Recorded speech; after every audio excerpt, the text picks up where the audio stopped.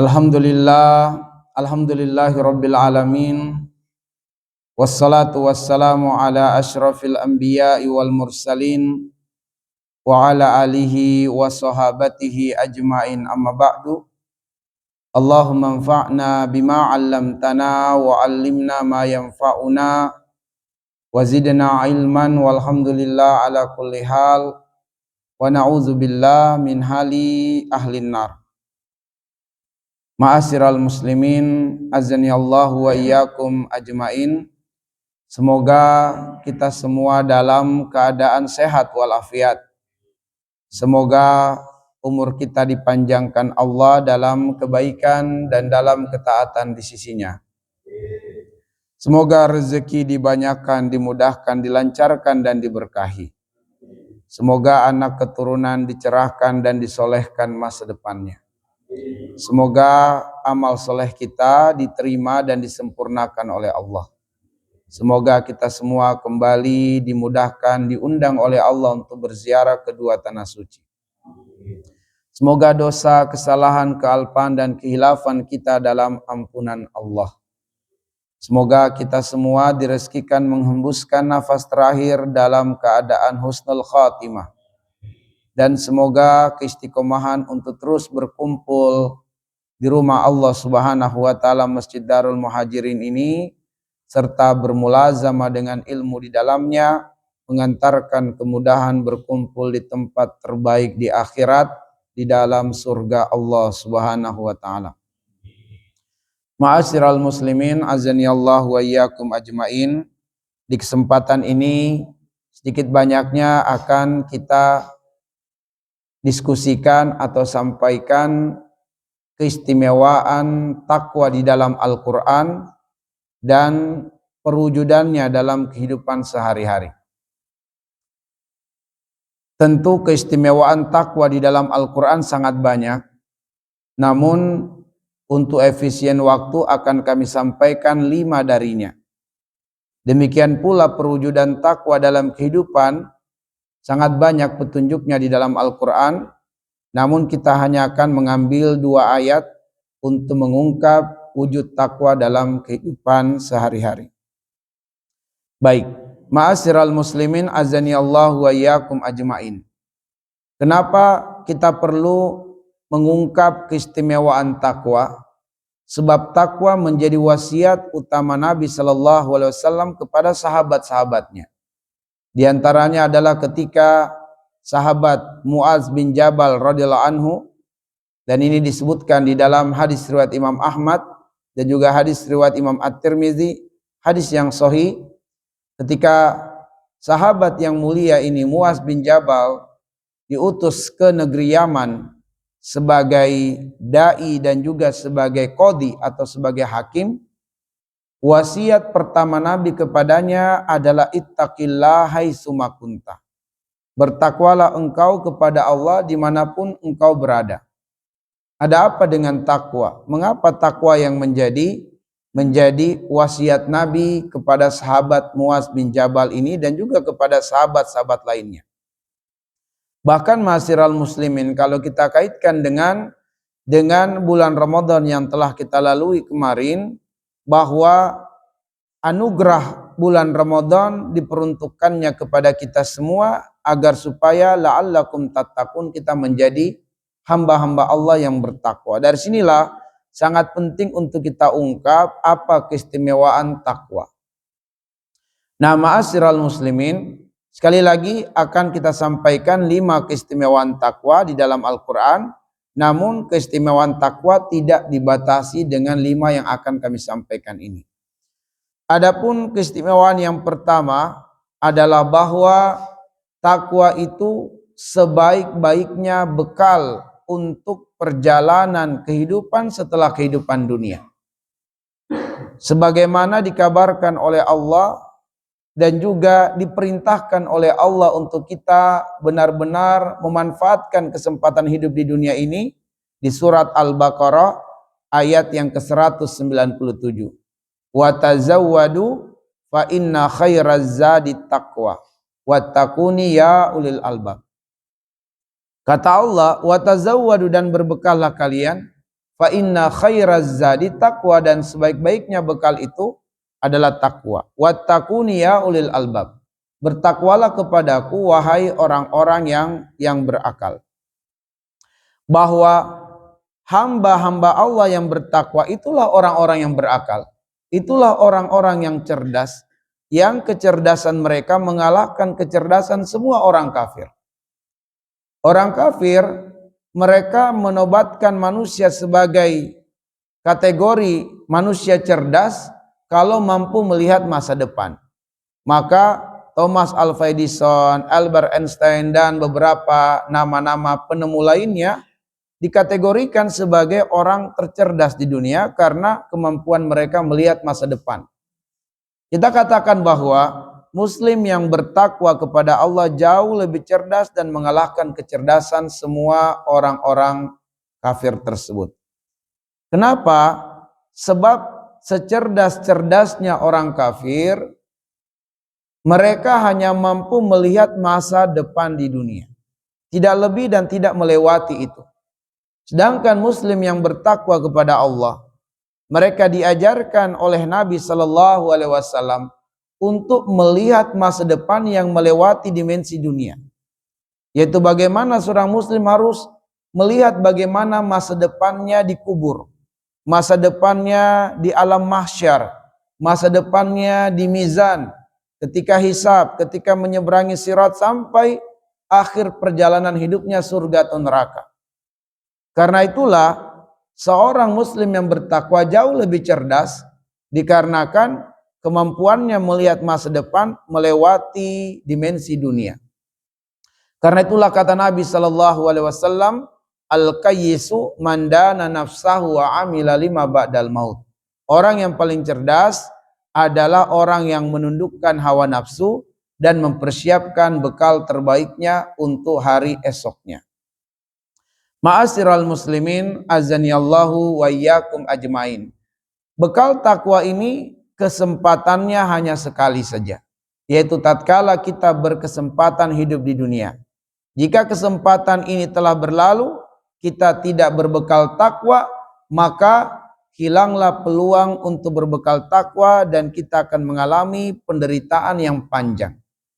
Ya, sebab perjalanan kehidupan dunia adalah perjalanan yang sangat panjang. Ya, perjalanan kehidupan setelah kehidupan dunia ini adalah perjalanan yang sangat panjang. Ma'asyiral muslimin azanillahu wa iyyakum ajmain. Kembali kita ingatkan perkataan Ali bin Abi Thalib seraya memberi nasihat kepada sahabat-sahabatnya tatkala mereka menyusuri hutan dan menemukan sebuah kubur yang telah lama ditinggalkan atau telah kering. Hingga kemudian beliau berdiri dekat dari pusara kubur dan sahabat-sahabat lain ikut mengelilingi. Lalu Ali bin Abi Thalib radhiyallahu anhu berkata, seolah beliau mengajak berbicara penghuni kubur. Wahai penghuni rumah kegelapan, wahai penghuni penjara yang sangat sempit, wahai penghuni rumah cacing-cacing dan binatang-binatang tanah lainnya, aku kabarkan kepadamu tentang berita duniamu. Kalau engkau memiliki rumah, maka rumahmu telah dihuni oleh orang lain. Kalau engkau memiliki istri, istrimu mungkin telah menikah lagi. Kalau engkau memiliki anak, anak-anakmu mungkin telah beranjak dewasa dan telah berkeluarga. Kalau engkau memiliki harta, maka hartamu telah berpindah tangan ke orang lain. Kendaraanmu telah digunakan oleh orang lain. Itulah berita dunia yang bisa kusampaikan kepadamu. Sekarang terangkanlah kepada kami apa yang engkau temukan di alam sana. Beritakanlah kepada kami. Hening. Tidak ada jawaban. Ali bin Abi Thalib meneteskan air mata. Sahabat-sahabat yang lain ikut meneteskan air mata. Lalu Ali mulai memberi nasihat. Wahai sahabat-sahabatku, jangan kalian tertipu dengan diamnya penghuni kubur.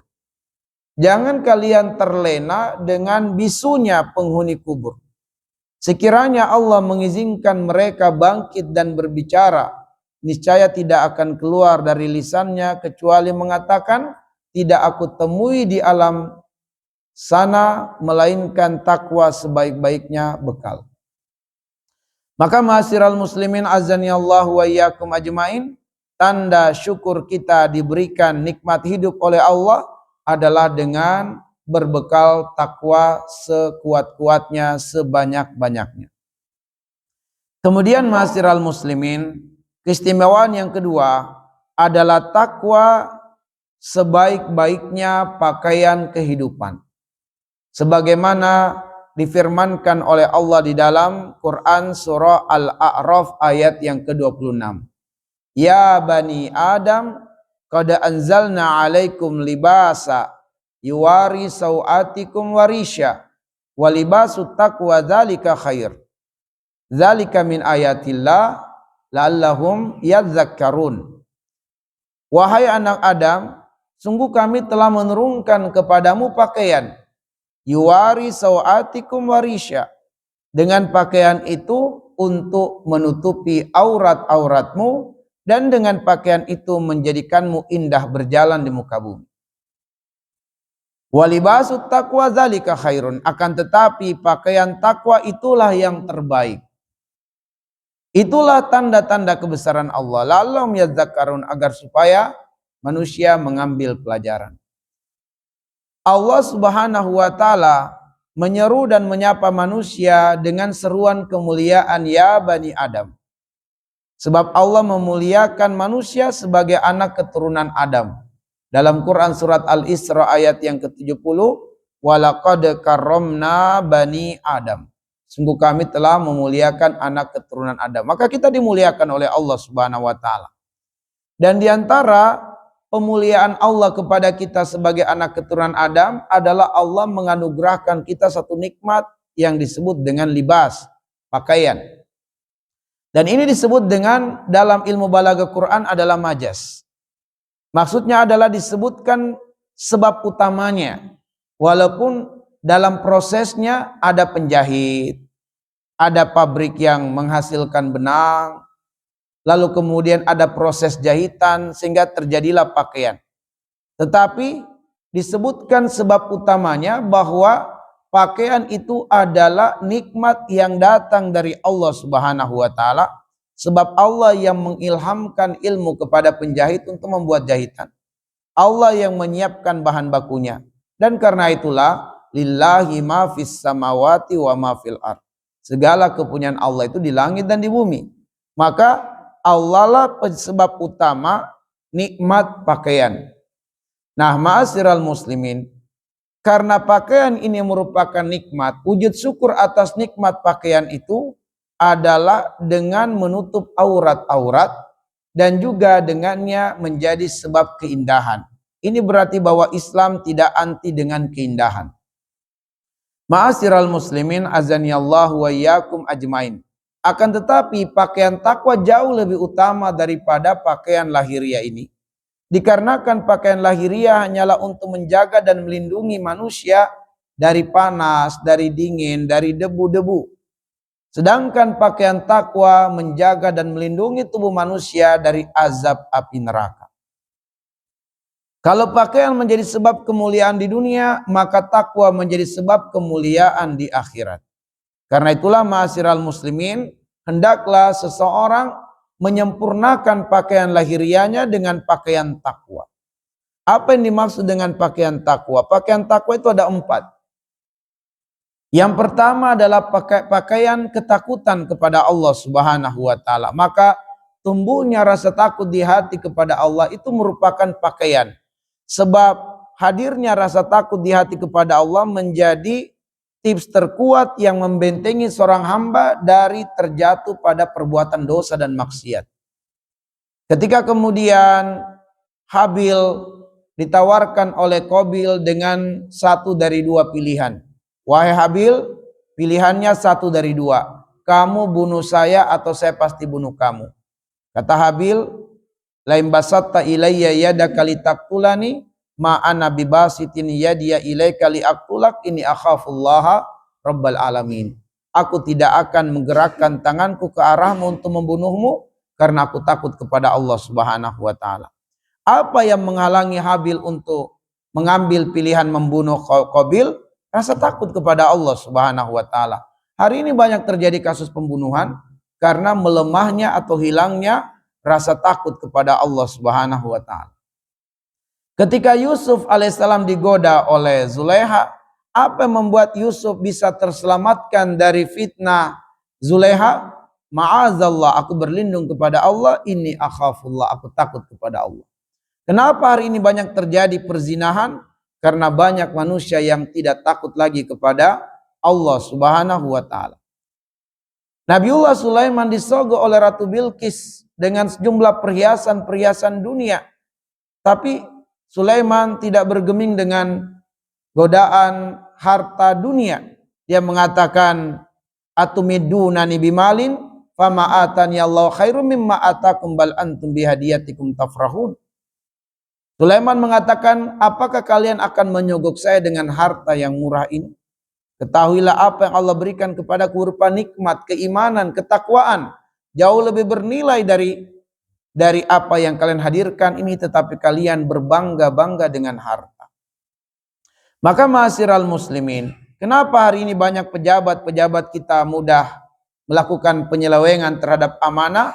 Dikarenakan banyak pejabat yang tidak takut kepada Allah Subhanahu wa taala. Maka pakaian takwa akan menjaga dan melindungi manusia dari melakukan perbuatan dosa dan maksiat kepada Allah. Pakaian takwa itu adalah ilmu. Sehingga sesiapa yang dekat dengan ilmu, dia telah mengenakan pakaian takwa.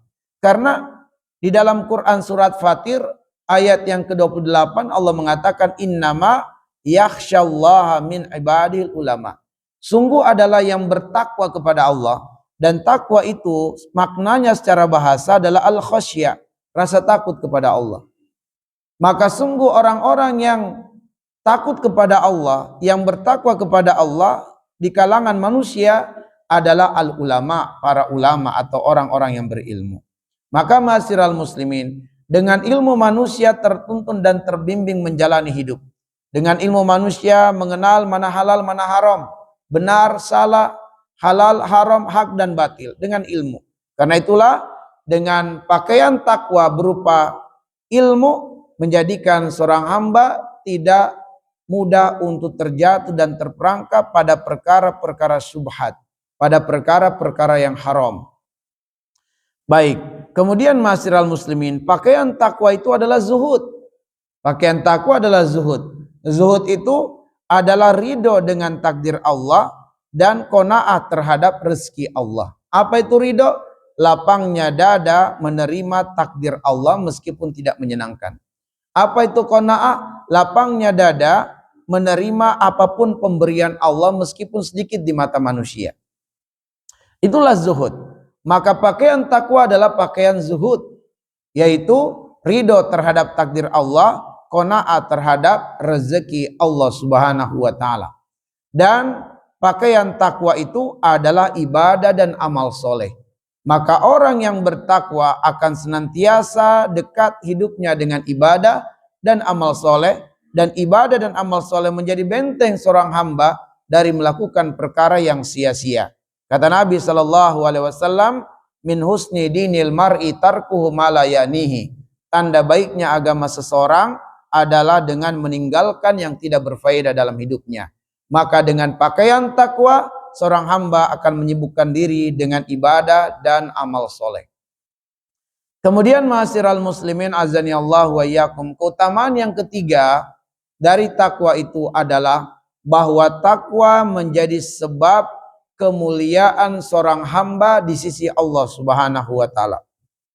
Sebagaimana difirmankan oleh Allah di Quran surat Al-Hujurat ayat yang ke-13, inna akramakum indallahi atqakum.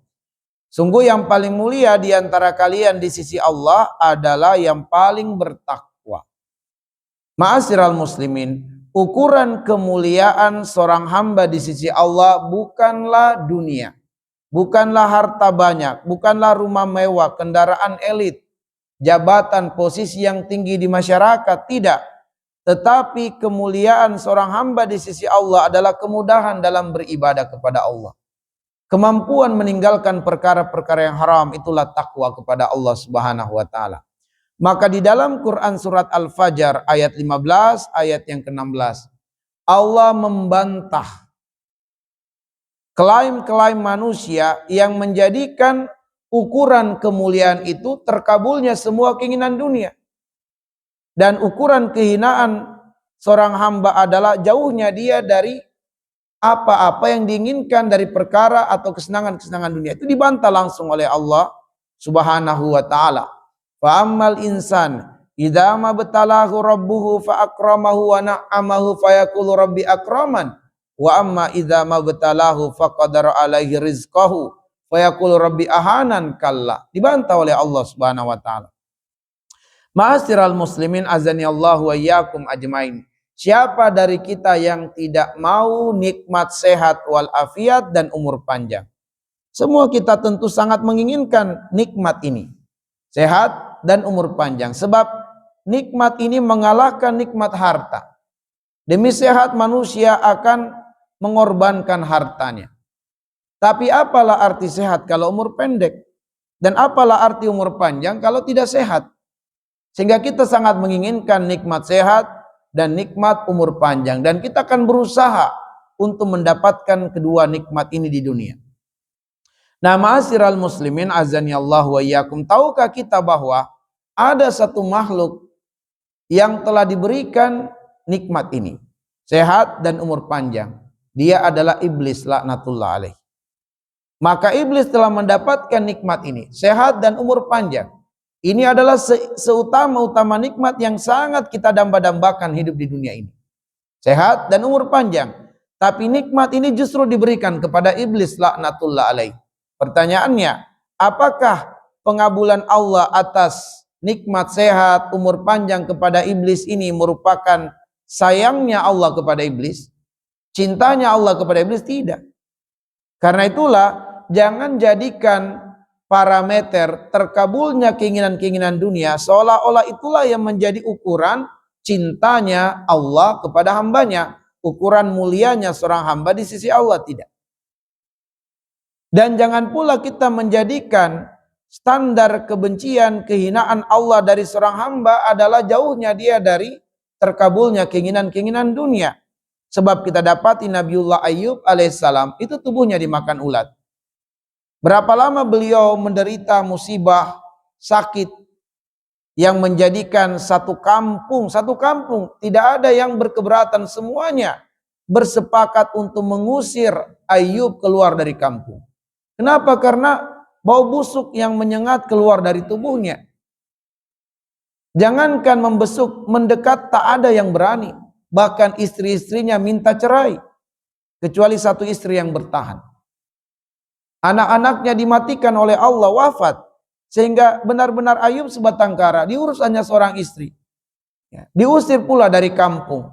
Nggak ada masyarakat satu atau dua orang yang berkeberatan. Nggak ada. Ya, semuanya bersepakat untuk mengusir dan mengeluarkan Ayub dari kampung. Karena tubuhnya dimakan ulat. Berapa lama beliau menderita musibah ini? Sebagian riwayat mengatakan 15 tahun. Sebagian lagi mengatakan 20 tahun. Apakah ini menjadi alamat Allah benci kepada Ayub? Tidak, Ayub adalah hamba Allah, Rasul Allah, manusia terbaik di zaman itu. Nabiullah Isa alaihissalam itu termasuk fakir dan miskin. Nggak ada rumahnya. Beliau Isa alaihissalam mengatakan, langit adalah atap saya dan bumi adalah kasur saya. Itu Nabiullah Isa alaihissalam. Nggak ada rumahnya. Maka ma'asyiral muslimin azani Allah wa iyyakum, bahwa jauhnya kita dari terpenuhinya keinginan-keinginan dunia tidak mengalamatkan kita dibenci Allah. Tidak mengalamatkan kita hina di sisi Allah.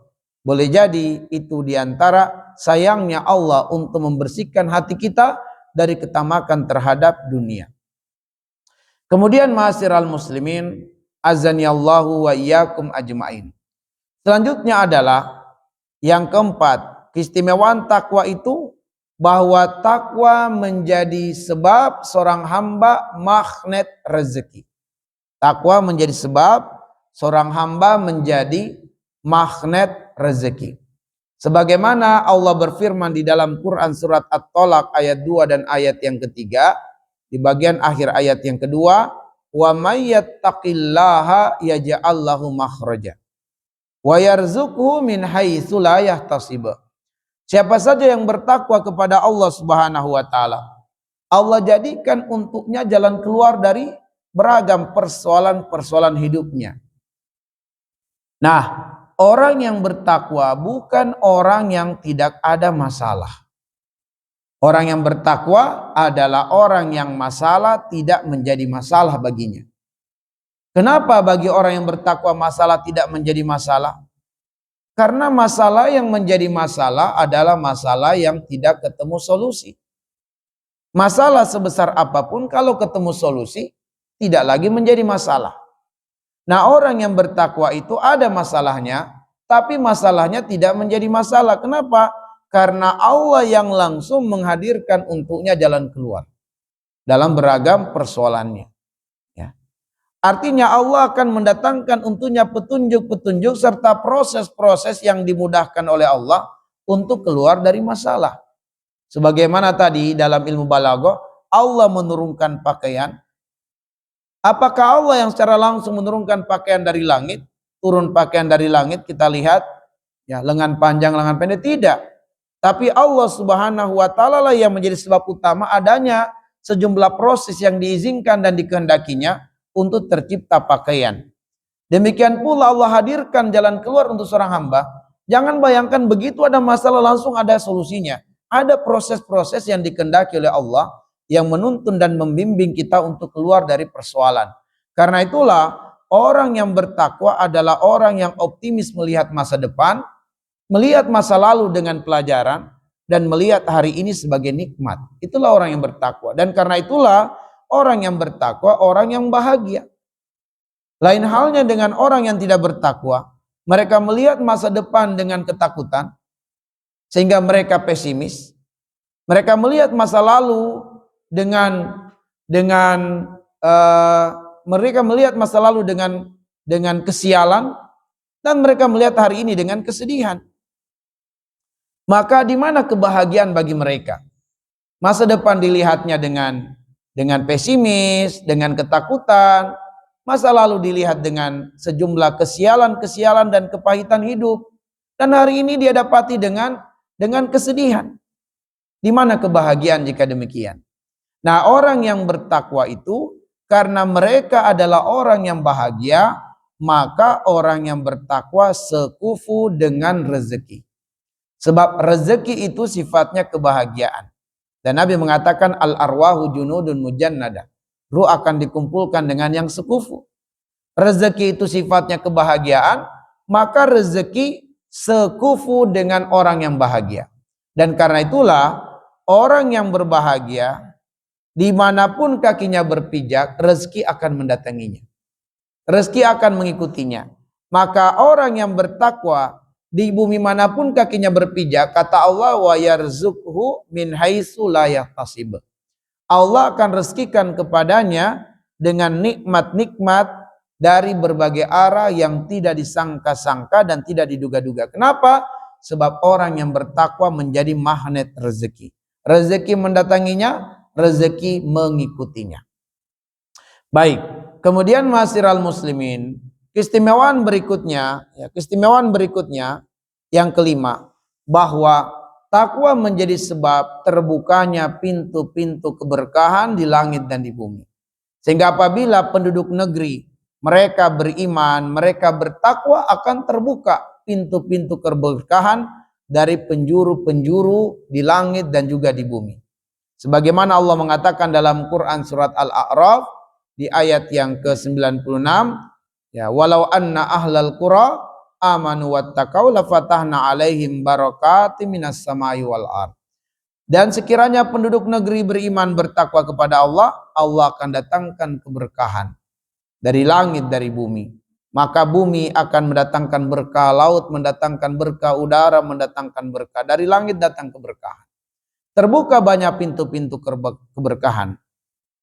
Tapi sebaliknya, jika masyarakat tidak bertakwa kepada Allah Subhanahu wa taala, meskipun mereka awalnya makmur, sejahtera, tapi karena tidak takwa tidak akan langgeng nikmat kemakmurannya dan kesejahteraannya.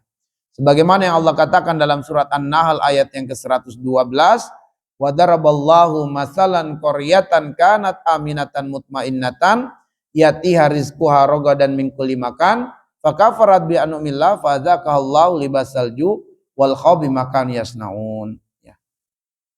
Allah mengatakan dia telah memberikan perumpamaan kepada penduduk, memberikan perumpamaan tentang suatu negeri yang tadinya penduduknya itu merasakan makmur sejahtera, datang rezeki dari berbagai arah, tapi karena masyarakat tidak bersyukur, masyarakat berbuat kekufuran, fa'azakahallahu libasal ju' wal khawfi makan yasnaun.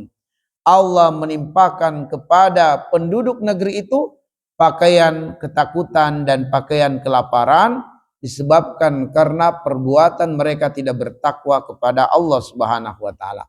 Kalau takwa menjadi sebab kemuliaan dan keberkahan, maka kekufuran, dosa, maksiat menjadi penyebab datangnya bala dan bencana. Baik, jadi ma'asyiral muslimin azani Allah wa iyyakum, ini diantara keistimewaan takwa di dalam Al-Quran dan masih banyak keistimewaan lainnya. Selanjutnya ma'asyiral muslimin, kita ungkap sedikit tentang wujud takwa dalam kehidupan sehari-hari. Dan sebagaimana yang kami sampaikan di awal, bahwa perwujudan takwa dalam kehidupan sehari-hari itu sangat banyak. Ya, sangat luas. Akan tetapi kita batasi dengan 2 ayat saja.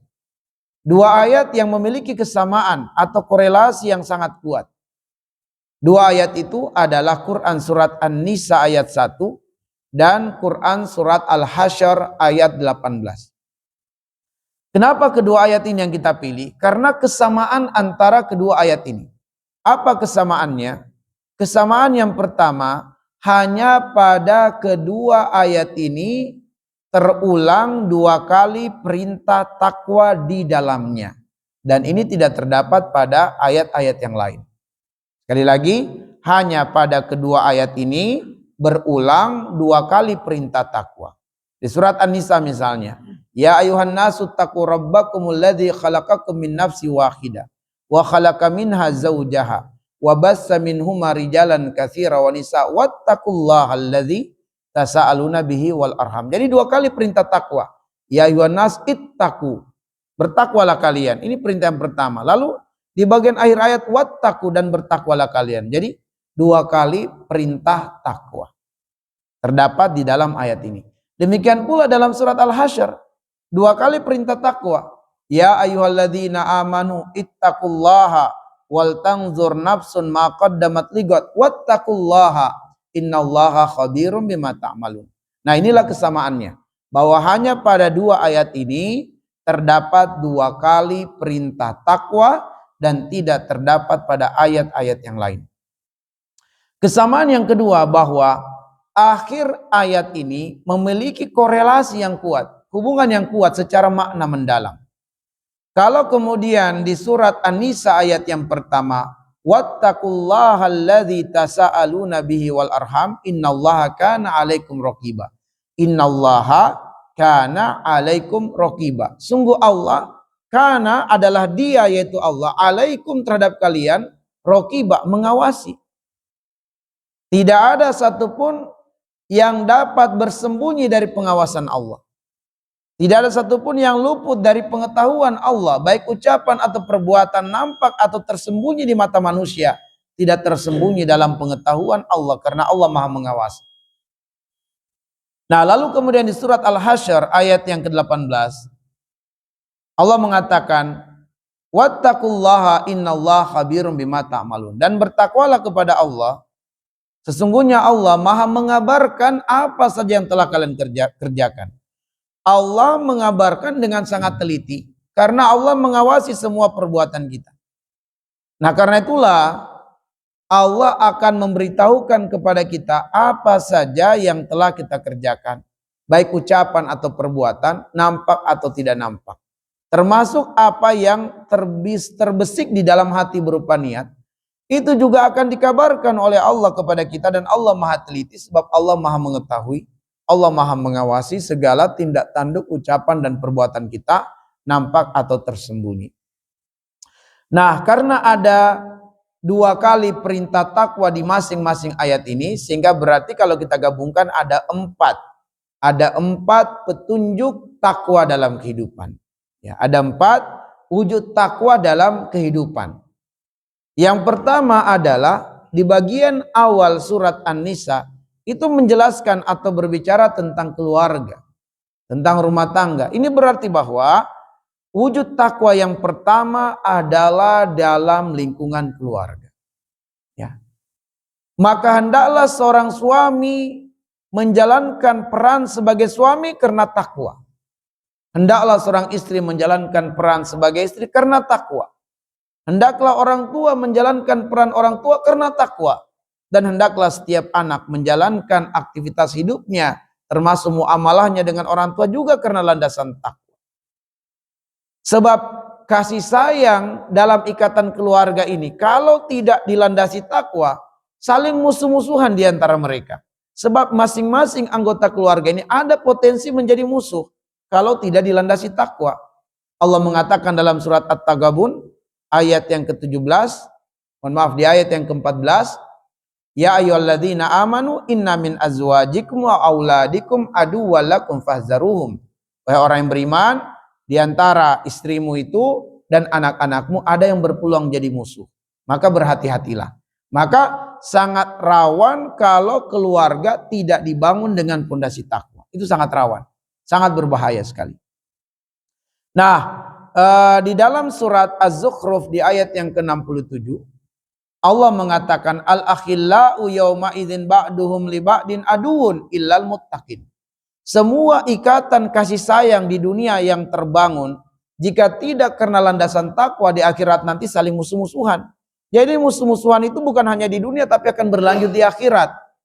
Illal muttaqin, kecuali orang-orang yang bertakwa, kecuali ikatan kasih sayang yang terbangun karena takwa kepada Allah Subhanahu wa taala. Nah, karena itulah jangan sampai anggota keluarga kita menjadi musuh kita di dunia dan akhirat. Jadi daerah Sulawesi hanya karena warisan seorang adik membunuh kakaknya, ya. Kejadian. Ini berarti kan musuh dunia dan akhirat. Hanya karena persoalan warisan. Ini karena apa? Tidak dilandasi takwa dalam pembagian warisan. Antara saudara dengan saudara saling benci-bencian, dengki-dengkian. Kenapa? Karena orang tua tidak bertakwa dalam pembagian hibah. Padahal Nabi mengatakan, bertakwalah kalian wahai orang tua dalam masalah hibah kepada anak-anak kalian. Sebab hibah itu bukan nafkah. Kalau nafkah itu berdasarkan kebutuhan anak. Sehingga terkadang anak yang kuliahan lebih besar secara nominal dibandingkan nafkah kepada anak yang SMP, apalagi SD, apalagi TK. Itu kalau nafkah, karena berdasarkan hajat. Tapi kalau hibah, wajib adil, wajib rata. Sama. Dan hibah itu harus diakad serah terimakan selagi masih hidup. Sebab jika meninggal dunia, semuanya menjadi warisan. Harus segera diserah terimakan. Diberikan anak yang tua senilai uang misalnya 10 juta, anak yang kedua juga, anak yang terakhir yang bungsu juga berikan 10 juta. Walaupun dia masih kecil Ustaz, iya, tapi ada petunjuknya dalam surah An-Nisa. Kalau dia masih kecil, belum bisa mengelola harta, disimpankan hartanya sebagai tabungan sampai dia telah mampu mengelola harta, diberikan kepada. Ini adalah hibah bapakmu dulu waktu kamu masih kecil. Nah, jadi ma'asyiral muslimin, wajib diserah terimakan sebelum meninggal dunia kalau pengen hibah. Ya, sebab apabila meninggal harus dibagi dengan aturan syariat dalam pembagian warisan. Baik, ini contoh saja. Kemudian yang kedua adalah wattaqullaha alladzi tasaaluna bihi wal arham. Bertakwa dalam menjaga silaturahmi. Ya. Antara keluarga, antara kerabat. Jadi seorang suami tidak boleh menghalangi istrinya untuk berbuat baik dengan keluarganya istri. Seorang istri tidak boleh menghalang-halangi suaminya agar suaminya berbuat baik kepada keluarganya suami. Harus saling ta'awun, tolong menolong. Tidak boleh musuh-musuhan antara mantu dan mertua. Ya, antara anak dan orang tua, istri dan suami. Seringkali kita dapati kasus-kasus permusuhan, ya, ketidakcocokan antara mantu dan mertua, anak dan orang tua. Nah ini nggak boleh memutuskan silaturahmi. Ya. Kemudian ma'asyiral muslimin, antara tetangga dengan tetangga, sahabat dengan sahabat, teman dengan teman. Di bulan Ramadan kemarin kerap kita dapatkan berita ya para pemuda-pemuda lorong tawuran dengan pemuda lorong sebelah. Bahkan tawurannya itu sudah dengan benda-benda tajam yang mereka pegang. Itu sudah niat membunuh itu. Padahal kata Nabi, al-qatil wal maktul kilahuma finnar. Pembunuh dan yang terbunuh keduanya masuk neraka. Sahabat bertanya, hadzal qatil fama balul maktul? Kalau pembunuh masuk neraka wajar, tapi kenapa yang terbunuh masuk neraka juga? Kata Nabi, karena dia juga memiliki keinginan atau niat untuk membunuh. Nah, jadi ma'asyiral muslimin, ini karena tidak terbangun silaturahmi, maka terjadilah musuh-musuhan, benci-bencian dan seterusnya. Nah, menjaga silaturahmi ini menjadi kebiasaannya orang yang bertakwa, karena Allah mengaitkan takwa dengan silaturahmi. Wattaqullaha alladzi tasaaluna bihi wal arham. Bertakwalah kepada Allah, kepadanya kalian meminta, dan bertakwalah dalam urusan silaturahmi. Dan ma'asyiral muslimin, silaturahmi ini tidak akan terjalin kecuali hati bersih dari penyakit-penyakit sosial. Selagi ada kebencian, kemarahan, dendam, permusuhan, buruk sangka, iri, dengki, nggak bakal terjalin silaturahmi secara baik. Mesti hati bersih dari penyakit-penyakit sosial, barulah kemudian silaturahmi ini bisa terwujudkan, bisa terjalin. Nah, karena itulah orang yang bertakwa adalah orang yang bersih hatinya dari penyakit sosial. Sebagai contohnya, Allah mengatakan di dalam Quran surah Ali Imran ayat 134 tentang orang yang bertakwa, bahwa orang yang bertakwa itu adalah wal kaziminal ghaidha wal afina 'anin nas wallahu yuhibbul muhsinin. Orang bertakwa adalah orang yang menahan diri dari marah dan memaafkan siapa saja yang menyakitinya, meskipun yang menyakitinya tidak mau minta maaf. Nah, itu orang yang bertakwa, hatinya begitu lapang. Baik, kemudian yang ketiga, perwujudan takwa itu kita melangkah kepada surat Al-Hasyr 18. Ya ayyuhalladzina amanu taqullaha wal tanzur nafsun ma qaddamat ligat. Yaitu hendaklah kita bertakwa dalam membangun dan mempersiapkan masa depan. Ya. Bertakwa dalam membangun dan mempersiapkan masa depan. Kenapa kita hari ini mencari rezeki dengan cara yang halal? Ya sebab kita pengen membangun dan mempersiapkan masa depan. Bukan hanya masa depan kita, anak-anak kita juga. Anak-anak kita kalau kita beri nafkah dari sesuatu yang haram, mereka tidak berdosa, tapi keberkahannya tercabut. Keberkahan tercabut walaupun mereka tidak berdosa. Ya karena orang tuanya lah yang berkewajiban untuk mencari maisha dan menafkahi mereka, sedangkan mereka mungkin masih kecil belum bisa berdikari. Sehingga apapun yang diberikan oleh orang tuanya kepadanya, meskipun dari sesuatu yang haram, katakanlah orang tua mencari rezeki yang haram, dia nafkahi istri anaknya tidak berdosa, tapi keberkahan dari apa yang dimakan, diminum oleh istri dan anak itu hilang, tercabut. Sehingga anak masa depannya mungkin jadi suka melawan, ya. Maka bangun dan persiapkan masa depan itu dengan takwa. Bekerja yang halal, jangan curang, jangan korupsi dan seterusnya. Jadi pedagang yang jujur. Kenapa? Karena untuk masa depan sebenarnya. Bukan hanya masa depan di dunia, bahkan untuk masa depan di akhirat. Maka ma'asyiral muslimin, persiapkan anak kita untuk hidup di zamannya, di mana zamannya anak berbeda dengan zaman yang kita hidup hari ini. Nah, mempersiapkan anak untuk hidup di zamannya adalah dengan pondasi takwa kita kuatkan. Pondasi takwa kita hebatkan pada diri anak. Maka dengan demikian, kita telah mempersiapkan anak ini untuk hidup di zamannya. Maka ma'asyiral muslimin azani Allah wa iyyakum, membangun dan mempersiapkan hidup di masa depan, baik masa depan kita ataupun masa depan anak keturunan kita, harus dengan takwa, supaya masa depan yang terwujudkan masa depan yang benar, sukses dunia, sukses akhirat. Baik, yang terakhir yaitu ini menjadi inti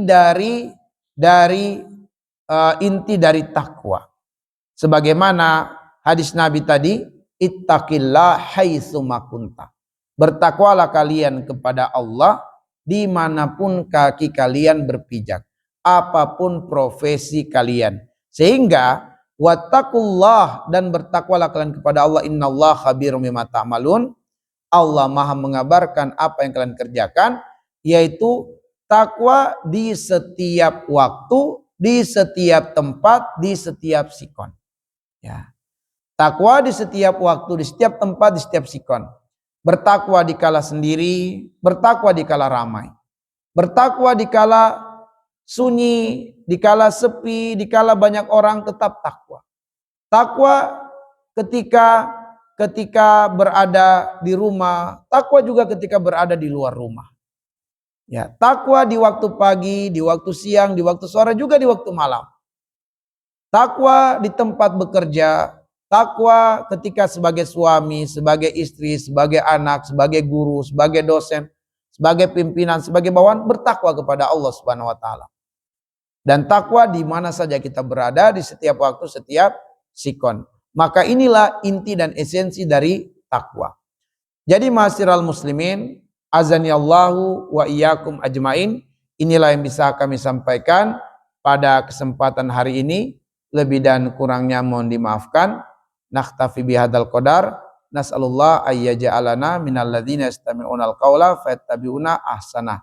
Sebelum kita tutup dengan doa kafaratul majelis, jika ada tambahan atau tanggapan, tafadhol. Baik. Adapun dosa kepada manusia, bagaimana cara solusinya? Pertama, ada manusia yang sifatnya ta'yin, khusus pada oknum-oknum tertentu atau orang-orang tertentu, dan ada yang kepada kebanyakan manusia atau meluas dikarenakan misalnya dia mengajarkan suatu ilmu yang pada akhirnya menyesatkan manusia dan manusia mengamalkannya. Ini bagaimana cara tobatnya? Maka dia tobat dengan tobat nasuha, kemudian dia mengumumkan untuk terliput secara media meluas bahwa dia telah bersikap barok, berlepas diri dari suatu ajaran yang pernah dia ajarkan, dan dia nasihatkan kepada siapapun yang pernah belajar darinya untuk meninggalkan ajaran-ajaran tersebut, amalan itu, karena itu adalah maksiat atau dosa. Nah ini kalau dosanya berupa pengajaran atau ilmu yang salah, kita pun harus meluaskan juga dengan media, ya, dan mengumumkan bahwa kita berlepas diri dari ajaran atau ilmu yang pernah kita sampaikan. Baik, adapun kepada orang-orang tertentu kita pernah menyakitinya, menzoliminya, dan orangnya sudah meninggal dunia. Pertama adalah kita bisa berbuat baik kepada kerabatnya. Tapi secara umum begini, secara umum adalah bahwa siapapun yang telah meninggal dunia itu, dia tidak berpeluang lagi untuk menambah amal soleh bagi dirinya sendiri. Bagaimana firman Allah dalam surat An-Najm di ayat yang ke-39, 40. Wa allaisa lil insani illa ma sa'a wa anna sa'yahu sawfa yura. Dan tidaklah bagi setiap insan kecuali apa yang sudah diusahakan di dunia. Artinya setelah dia meninggal dunia, enggak ada lagi peluangnya untuk menambah amal soleh untuk dirinya sendiri. Gak bisa lagi. Illa, kecuali dalam hadis Nabi, idza matal insan inqata anhu amalu illa min salasa, kecuali dia memiliki amal jariah. Tapi masalahnya dia nggak punya amal jariah, misalnya ya. Lalu bagaimana caranya agar amal solehnya tetap bertambah? Agar amal solehnya tetap bertambah sementara dia tidak mampu lagi menambah amal solehnya dan juga tidak ada amal jariahnya. Maka cara amal solehnya bisa bertambah dengan hadiah orang yang hidup kepadanya. Hadiah orang yang hidup menghadiahkan amal soleh kepadanya. Nah disinilah cara kita berbuat baik kepada orang yang sudah meninggal. Teruntuk untuk orang-orang yang mungkin pernah kita zolimi, kita sakiti, atau kita tahu ada dosa kita kepada si fulan, dia sudah meninggal dunia. Maka apa yang bisa kita lakukan untuk supaya menebus kesalahan-kesalahan kita adalah kita menghadiahkan untuknya amal soleh. Ya, diantaranya ada 10 sebenarnya, tapi kita sebut secara ringkas saja. Yang pertama adalah semua ibadah harta. Ya, semua ibadah harta yang hukumnya sunnah bisa kita atasnamakan. Kita hadiahkan dia, kita bersedekah atas namanya. Ya, maka insya Allah disampaikan oleh Allah bahwa si fulan menghadiahkan engkau pahala sedekah. Sedangkan setiap mayit itu bercita-cita untuk diberikan kesempatan hidup, dan jika kesempatan itu dia dapatkan, dia mau bersedekah. Maka dengan kita bersedekah atas namanya, kita telah mewujudkan harapannya untuk bersedekah. Ya, karena keutamaan sedekah itu besar. Berkurban di hari kurban, boleh kita berkurban atas namanya. Ya, karena kurban itu menurut pendapat jumhur adalah sunnah muakkad, sunnah hukumnya. Berarti kita boleh berkurban atas nama orang yang meninggal dunia. Kemudian yang kedua yang bisa kita lakukan juga adalah ya kita menjalankan puasa qada untuknya kalau dia ada puasa qada. Ya, kita jalankan puasa qada. Kita tahu dia ada utang puasanya, tidak ada ahli warisnya yang melakukannya misalnya. Kita tahu atau kita dapatkan informasi dari ahli warisnya dan kita sampaikan ke ahli warisnya, saya mau puasakan untuk dia dari qadanya 3 hari 4 hari misalnya. Disampaikan oleh Allah bahwa si fulan telah menghadiahkan untukmu pahala puasa qada. Ya, kalau dia meninggal ada hutang puasa. Kemudian yang ketiga yang bisa kita lakukan adalah badal haji, badal umroh. Ya, jadi tidak mesti harus keluarga, sahabat boleh menghadiahkan sahabatnya, teman boleh menghadiahkan temannya, seorang murid menghadiahkan ke gurunya, gurunya sudah meninggal dunia, dia hadiahkan badal haji, badal umroh boleh. Ya, boleh. Nah, itu juga termasuk hal yang bisa membaguskan hubungan kita nanti di akhirat. Ya. Kemudian hal lainnya adalah kita bangun komunikasi baik dengan kerabatnya. Misalnya si fulan ini ternyata masih ada kerabatnya, diantaranya mungkin anaknya, kita santuni anaknya, ya kita beri hadiah ke anak-anaknya. Ada keluarganya kita hantar, kalau memang tidak mampu duafa kita hantarkan makanan setiap bulan misalnya sekali. Nah, berbuat baik kepada kerabatnya itu disampaikan oleh Allah bahwa si fulan telah berbuat baik kepada kerabat. Dia bahagia, dia senang, dikabarkan oleh Allah.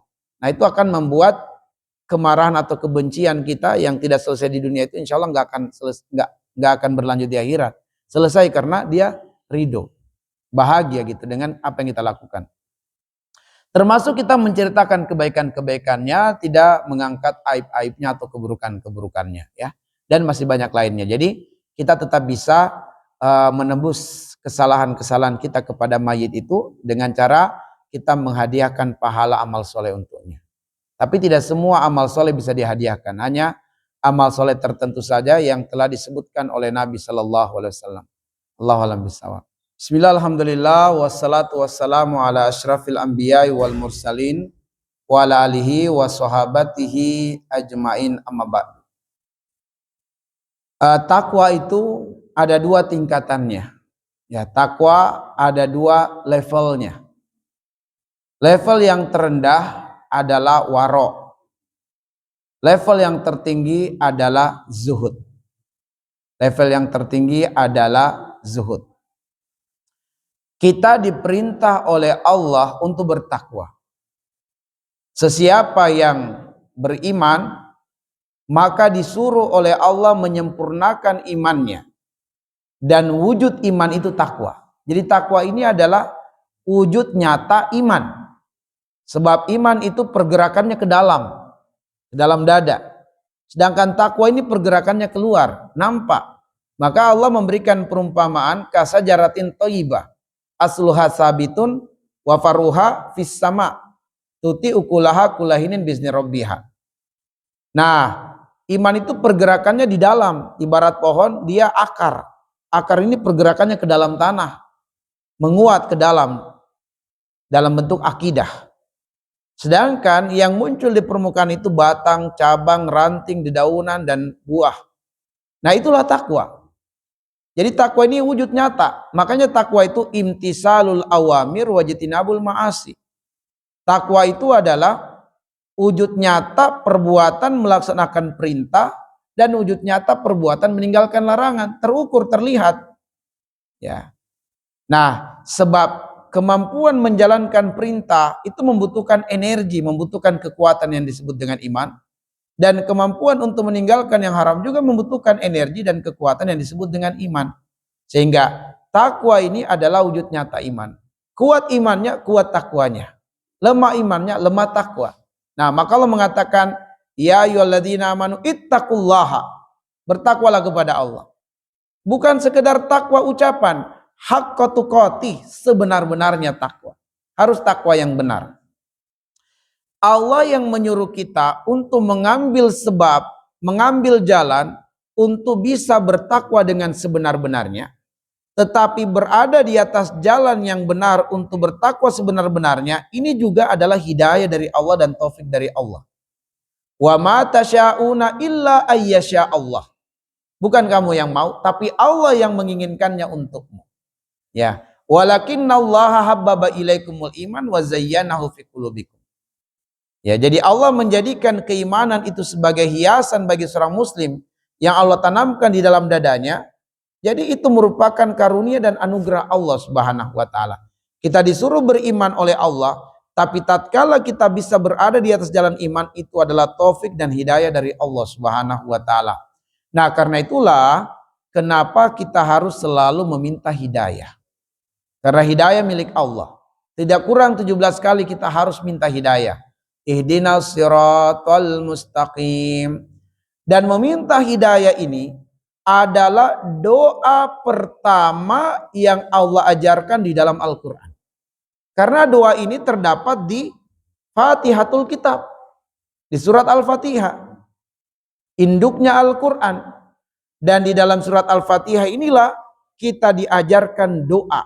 Nggak ada doa sebelumnya, doa ini yang pertama, ihdinas siratal mustaqim. Maka seutama-utama doa yang harus selalu kita panjatkan kepada Allah, bahkan tidak kurang 17 kali kita meminta, adalah doa meminta hidayah. Dan kenapa hidayah diminta kepada Allah? Ya karena Allah pemilik hidayah. Kita nggak bisa memberi hidayah kepada manusia. Kita hanya bisa memberikan penjelasan kepada manusia. Misalnya ustadz, dai, guru. Mereka berceramah, mereka menyampaikan khutbah. Itu hanyalah kemampuan untuk memberikan penjelasan. Sehingga orang bisa ngerti, bisa paham. Tapi apakah dia bisa mengamalkan apa yang disampaikan oleh dai, oleh guru, oleh ustadz, itu membutuhkan taufik dari Allah Subhanahu wa taala. Banyak orang yang ngerti, yang paham, tapi tidak bisa mengamalkan apa yang dia pahami itu. Karena untuk bisa mengamalkan adalah membutuhkan taufik atau hidayah dari Allah. Banyak yang sudah mengamalkan tapi tidak bisa istiqomah. Karena untuk bisa istiqomah itu juga membutuhkan taufik dari Allah Subhanahu wa taala. Bukankah Ramadan yang lalu 30 malam kita bisa qiyamul lail? Lepas Ramadan, syukur kalau dalam sepekan bisa sekali 2 kali kita qiyamul lail. Ada yang benar-benar plong, kosong. Sepekan itu nggak ada qiyamul lail. Syukur kalau sebulan ada sekali atau 2 kali. Ya. Kenapa? Karena untuk bisa istiqomah juga membutuhkan hidayah dari Allah Subhanahu wa taala. Karena itulah di akhir Al-Baqarah ayat 185 Allah mengatakan walitukmilul iddah walitukabbirullaha ala ma hadakum wala'allakum tashkurun. Agar supaya kalian menyempurnakan hari-hari Ramadan itu dengan ibadah dan amal soleh. Dan hendaklah kalian membesarkan Allah yang telah memberikan hidayah kepada kalian. Jadi kalau di bulan Ramadan kemarin kita bisa qiyamul lail itu bukan karena kita sehat. Bukan karena kita kuat, bukan karena suplemen yang kita minum.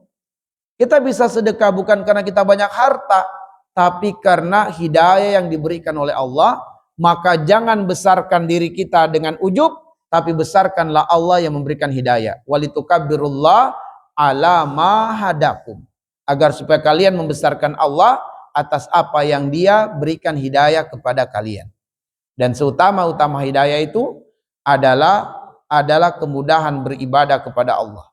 Ketika kemudian Allah bertanya kepada Nabiullah Daud alaihissalam, wahai Daud, kenapa engkau tidak bersyukur kepadaku? Daud bertanya kepada Allah, ya Rabbi, kaifa ashkuruka wa syukri laka ni'matun taqtadi ila syukri kadzalik. Wahai Tuhanku, bagaimana aku bersyukur kepadamu sementara syukurku atas nikmatmu adalah nikmat yang juga membutuhkan syukur lagi. Kita disuruh bersyukur oleh Allah atas nikmat.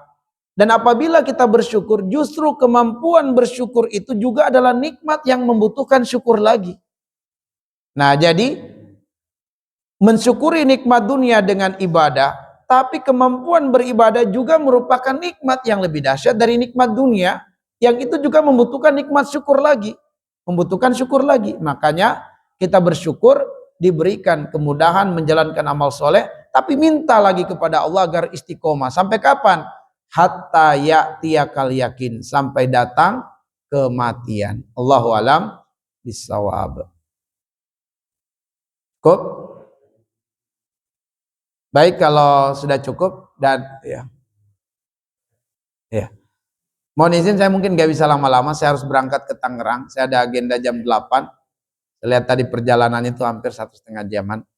Ya, sehingga harus bisa berangkat sekarang. Ya baik, naktafi bihadzal qadar. Nasallallahu ayyaj'alana minal ladzina yastami'unal qawla fayattabi'una ahsana.